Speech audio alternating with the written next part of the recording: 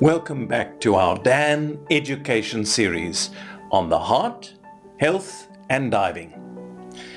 We're dealing with chapter 5, which involves arrhythmias, and this is part 6, in which we're going to be talking about issues involving implanted pacemakers.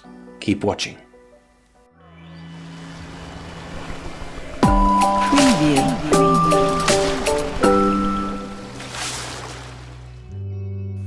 Now, a pacemaker is a small battery-operated device that helps an individual's heart beat in a regular rhythm.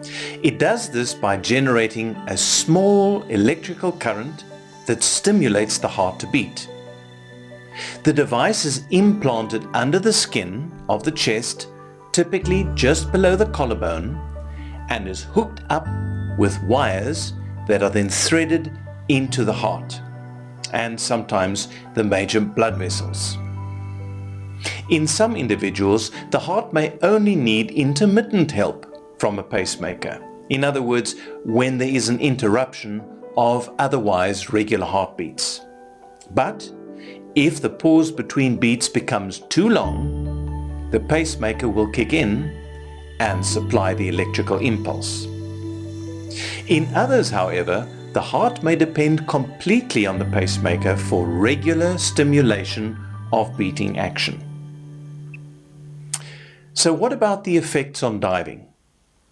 Well, every case involving a pacemaker must be evaluated individually. The two most important factors to take into account are the following. Why is the individual dependent on a pacemaker? And secondly, is the pacemaker rated to perform at depths, in other words, compatible with the pressures of diving, and is it able to adjust to exercise with an added margin of safety? The reason for the second factor is that the pacemaker is implanted just under the skin and therefore exposed to the same ambient pressures as the diver.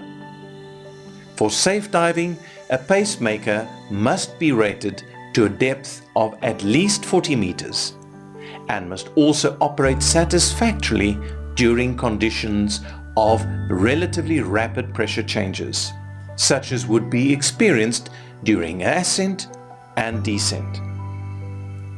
As with any medication or medical device, the underlying problem that led to the implantation of the pacemaker is often the most significant factor in determining an individual's fitness to dive. The need to have a pacemaker implanted usually indicates serious disturbances in the heart's own conduction system. If the disturbance arose from structural damage to the heart muscle itself, as is often the case with a heart attack, the individual may lack the cardiovascular fitness and exercise reserve to resume diving.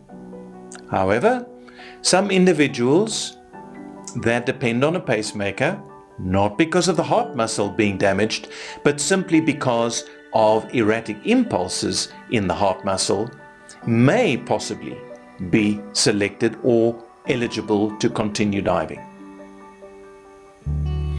Without the assistance of a pacemaker, individuals may suffer episodes of syncope or fainting. Others may have suffered a heart attack which is mild enough that they only sustained minimal residual damage to the heart muscle, but the conduction system is unreliable and therefore needs the boost of a pacemaker. I don't want to oversimplify a relatively complicated topic. So therefore, I want to recommend that in all cases of individuals with pacemakers, a cardiologist should determine whether or not the individual's cardiovascular fitness, with consideration of the pacemaker, is sufficient for them to continue diving, and this should be done with collaboration or in collaboration with a diving medical practitioner. Again, bearing in mind that the pacemaker should be rated to at least 40 meters for the person to be considered for recreational diving. Once again, it cannot be emphasized strongly enough that any divers with cardiac issues should check with their doctor before diving. Thanks for watching. Thanks for supporting us, and please subscribe to this channel, and we invite you to pose your questions to us. We enjoy them, and it gives us material and often allows us to think about things that we otherwise may not.